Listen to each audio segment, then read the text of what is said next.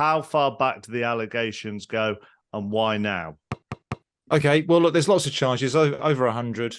And they kind of break down into sort of groups, really. The first group is all around Manchester City not providing accurate reports, financial accounts. So they haven't been honest and transparent with the league. And that goes all the way back to season 2009-10 up to 2017-18. And in each of those seasons, there are about 5 or 6 breaches, all related to the same thing, that you have not provided accurate financial information that gives a true and fair picture of the club's financial position. And that, of course, is all related to we have to go all the way back to the Spiegel and the Football League stuff and the inflated sponsorships and disguised costs. But it is all around you have not provided accurate accounts. And then we have another sort of set of charges that are around very specifically the Roberto Mancini allegations that he had kind of a little bit of a side hustle going on, a contract with a club in Al Jazeera, and some of his pay at Man City was being basically kind of topped up by this contract, and some more charges around the allegation that Man City were paying image rights payments via a sort of separate company. Again, these all came out under the Spiegel stuff, which I'm sure we'll get into. So you've got second group, quite specific. And then the third group of charges is a bit technical. It's another thing that's in the Premier League handbook.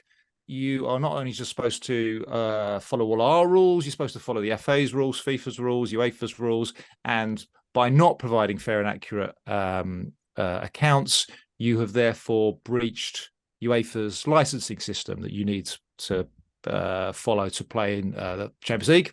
Then there's a couple of charges on around... that one. Sorry to interrupt there, but if people were listening to us last week in the Financial Fair Play podcast, we had quite a big discussion, didn't we, about how different organisations have different rules for different tournaments, and actually some of UEFA's Financial Fair Play really only hits you if you qualify for the Champions League. So just on that point, is that quite unusual for one organisation to throw charges at someone based on other organisations' rules?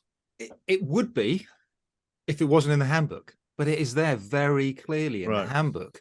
There's a little kind of paragraph that says, yeah, obviously you've got to follow all these rules, and there's 300 odd pages of them.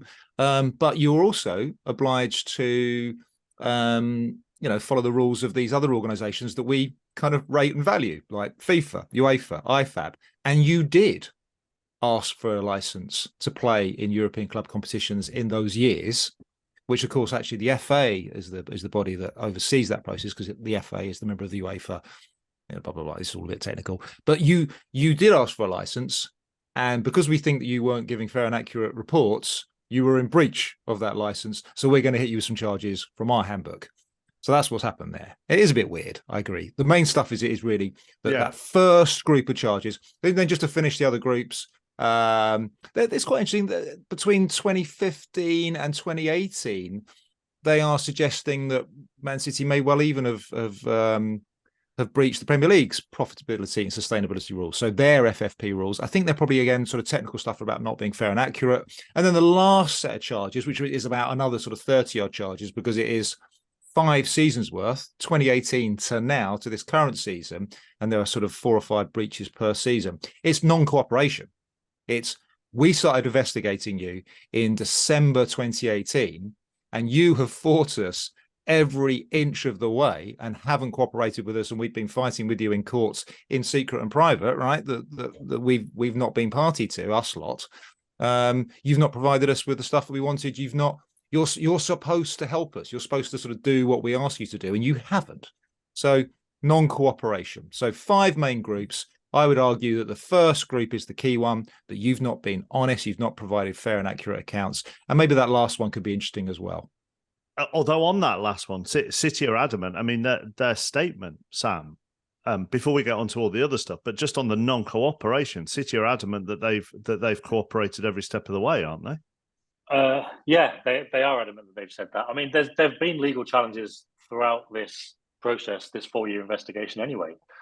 City tried to argue that the Premier League panel did not have jurisdiction to bring an investigation, and they suggested it was biased, as they did with UEFA a few years ago, and then that was thrown out, and they weren't allowed to appeal. They went and asked another judge if they could appeal. They got that right to appeal, and then so they did appeal, and it was thrown out.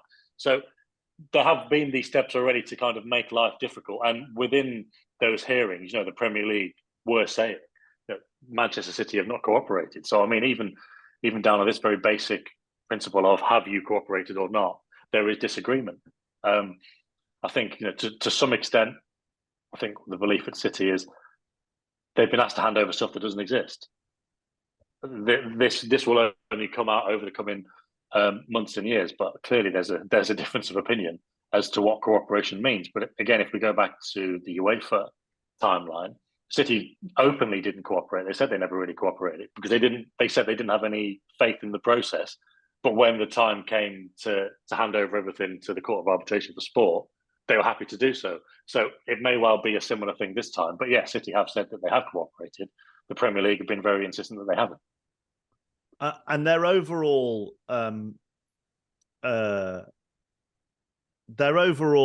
feeling on this is one of confidence that they've done nothing wrong. Would that be fair to say? Yeah, hugely so. Obviously, from the statement, and also from other things that noises coming out of the club, shall we say? It's all very. We're looking forward to clearing our name. We've done nothing wrong, and all this kind of stuff. I mean, that could theoretically and hypothetically be put down to just a public front. All kinds of companies in trouble would release statements saying everything's fine, and behind the scenes, they're putting out fires and putting on parachutes and all sorts. But genuinely, from what I hear, all this stuff that's coming out publicly is exactly how they feel privately, and not just what they're telling the players, because that could easily be seen as a public stance as well. Because obviously you're telling the players, look, everything's fine, we'll sort it out. But they genuinely believe that everything is going to be fine, as they did last time. And what they're telling Guardiola as well. Yeah. I mean, forget what they're telling the players. I mean, arguably Guardiola's the most important one to tell and explain. Yeah, well, I mean, there's two things that's probably relevant. One is, I put this in my article this morning, kind of explaining everything that went on at City yesterday. But there's a feeling this is going to take for years anyway. So Guardiola might not even be there. He might have naturally reached the end of his time at City by the time this is resolved. That's one possibility. The other thing is that quote that he gave in May last year, but he'd said it many times before, but I think May was just the most memorable, most succinct one. He said, look, if they lie to me, I'll leave, basically. And people are using that again now to say, oh, well, he's going to have to leave then, isn't he? But what he'll be saying is, well, if they lie to me, I will leave. But I trust them, and I've been right to trust them because they were right at CAS, they were right about UEFA, and I'm sure, well, I mean, he'll talk about it on Friday, but he'll say again, I'm sure, and he'll believe again, I'm right to trust them now. And while everyone on the outside is rightly or wrongly, I'm not even sure, thinking they're bang to right and this is going to happen and looking forward to the punishments and the relegations, like City and obviously Guardiola will be thinking, well, we've been here before. As Sam says, there are a lot of people, rival fans, basically, aren't there, Matt? Dancing with joy about this, and as Sam and clubs, talking about, as Sam said, trophies being taken back, points deductions, relegations, whatever. What are the potential punishments? Are they in the handbook? What can be done if you break this rule? Yeah, they sketch them out. But what they don't sketch out is kind of a sort of table, a kind of sliding scale, an absolute formula for this. Both sets, Premier League and Man City, will have top people. So I've seen some sort of speculation that this could, in theory, happen relatively quickly. But how many times have you and I talked about EFL disciplinary panels? Derby's the one that kind of is freshest in my mind. And, rows about jurisdiction, rows about that person. What does he know about it? And I've got a diary clash. I've got something else to do. And it just drags on and on and on and on. And we haven't even got to the bit, which I think is almost inevitable. There's going to be a disappointed party here. And the Premier League or Man City, unless it's a slam dunk either way, which doesn't I don't sense is going to happen, there's going to be an appeal. Yeah. And then another panel will be appointed to look at whether the first panel was right on points of law. Now, again, this is quite important because that's what happened in Derby. And that took another that added, I can't remember now, 6 months at least to the process. So I can see I can see the first thing not happening until the summer. I think there's going to be lots of pushback for it not to happen immediately. Kind of people getting their positions absolutely nailed down sometime in the summer, and then who knows when the appeal will be. So I'd be thinking a year at least. Is there a surprise, Sam, just on the timing of this? Is there a surprise about how far back they've gone, about how long the investigation took, a 4-year investigation, and also why now? Why they've decided to announce it now? Yeah, well, this is one of those things that, people would, if they've been following this, people would have seen this maybe crop up in several different newspapers. There's this City view that they think that the Premier League have rushed this out to coincide with the government's white paper, as almost to say, look, we don't need a regulator, we can do this ourselves. That's kind of the City view. And again, what I was saying earlier, that isn't just a distraction technique they've thrown out in public. That is, what they genuinely believe at the top of the club. So in terms of the timing, they believe, whether they're right or not, who knows? But they believe that to be the case. They probably expected some charges at some point, or they at least considered it was possible. But whether it was going to be yesterday morning or not, they had no idea. After the Spurs game at the weekend, some guys down in the mix zone saw the chairman, Khaldoon Al-Mubarak, and the CEO, Ferran Soriano, go into the dressing room after the game for 45 minutes for the chairman and 30 minutes for the CEO. And I remember coming away thinking, why would the CEO be in there anyway? Like, he's not a motivator. He's not a football man. He's the money man. And then this breaks on Monday morning, and you think, okay, they're obviously telling the players. But they didn't know. They didn't actually know. It was Monday morning.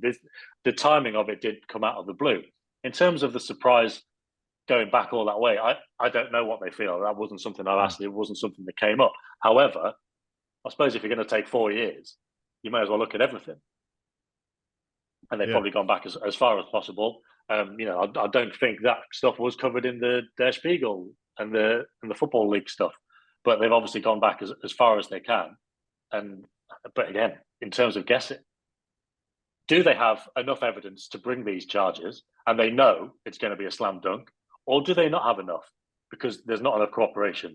So they've gone with what they think, and they'll see what sticks, because there was an element of that to UEFA's, because City didn't cooperate for whatever reasons, the given ones or otherwise. UEFA couldn't know what they had, so they just had to go with it and say, we're banning you for the Champions League and see what happens. And in the end, it didn't work. So again, we need to know, and we'll find out if the Premier League have got loads of proof or if they've just got a bit of suspicion and they don't really know. That's another fascinating part of it. You, a defendant, cannot rely and lean on stuff being time barred, statute of limitation, cannot sort of gain the benefit of that by concealment and dishonesty. You cannot play the system. So if there is a history, if there is a record of concealment and delaying tactics, the statute of limitations doesn't really come into it. Now, that's interesting because I think there's a really key sort of philosophical difference between the UEFA process and this process, which we're entering into. The UEFA process was very specifically around FFP. So the hacked emails said Man City inflated their revenues and hid their costs. Right, there's an honesty element to that, but UEFA had an issue, like a genuine issue. Well, you may well have breached FFP then. But don't forget they'd already been through that process with Man City in 2014-15 anyway. So it was almost like a sort of replay of that earlier process. And it's like, well, no, hold on a minute. You really did breach FFP. Your losses were too big. So it's a very specific issue. This is different. The Premier League is a member-based thing. That Man City is a shareholder. This is the group saying to one of its members, "You've lied to us." This is about honesty, which is why I think it's going to take forever to sort out. How is something like this instigated? Because you mentioned it's a member organisation. Manchester City are one of 20 members. So hypothetically, let's say it's not City, right? Let's say they sit round a table, or they then, go off into little groups and have a coffee after a Premier League meeting. I think, whoa, I'm not sure about the power of Club X. Mm-hmm. Should we instigate an investigation? There will be some fans who might think that's how it works. How do you see it? Yes. Well, I think I know what you're getting at, Mark. I'm not. I mean, I am not. I think the machinations of look. It's one thing for UEFA to charge a club who have to qualify. Yeah. Okay. Yeah. I think the machinations of when it's a member organization, a member-led organization, and one member is charged. I think that does call into question dynamics, particularly within the football world. And I think a lot of fans of a lot of clubs would be interested as to how that would work. Yeah, all right. So I'm happy to play along with this. Is it all Man United, Liverpool, and Arsenal and Spurs and all that lot's fault, right? Have they been poking the Premier League to do this? Yeah, probably. But what was the Premier League supposed to do?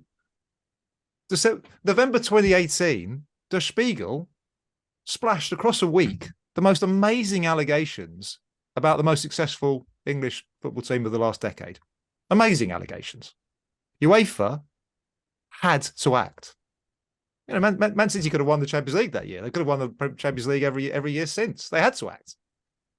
They'd already been, as I said, round the houses with Man City on this. This has been a what is it now? 15-year story. The Premier League had to act as well. They had to launch an investigation as well. You can't have your best team or one of your best teams apparently making a laughing stock of your rule book. So the investigation started, regardless of what Man United, Liverpool, and all the rest of them might have been whispering in the Premier League's ear. Now, and I think this is interesting, and this will be one for the conspiracy theories to run wild with. Could the Premier League have dropped this? Could the Premier League at some point have said, do you see what happened to UEFA at CAS? That was a little bit humiliating. Have you seen how hard we've tried? This trench warfare we've been having with Man City over the last 2.5 years about our rulebook. We talked about the Rosen situation. That was a change the Premier League made. We have to sort of sort out this judicial panel. We have to have a kind of proper commission, and we have to have a process for when we have to go to war with one of our clubs. So they tightened that up, and this whole row about should arbitration processes be in public or private, this has been going on for ages. The Premier League have spent a considerable amount of money on this. I think once you've gone down that road, started that road, you've got to see it through. Now, I think there's a sort of, I won't say counter narrative, but there's sort of, I think, an interesting kind of side narrative to this as to how this is all being viewed. And again, it leads into that fan-led review issue, but also just sort of where the Premier League is right now in terms of its peer group leagues. Is this A, incredibly embarrassing and vindicates the sort of things that Tebas has been saying for a while? Or is it B, the Premier League sending out this great big signal to the world? We take financial impropriety seriously. We will go after our biggest, most powerful people. So yes, you can invest here. Yes, you can trust us. We are serious. We have a rule book. We stand by it.